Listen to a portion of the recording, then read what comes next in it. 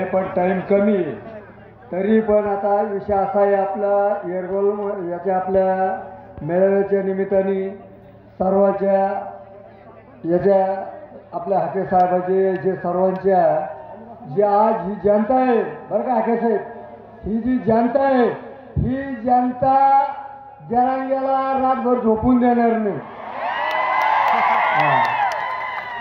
14 महिन्यापूर्वी मी त्याला झोपून दिलेलं नाही, पण आज जर ही जनता आहे त्याचा इतिहास 14 महिन्यापूर्वीच मी दाखिला।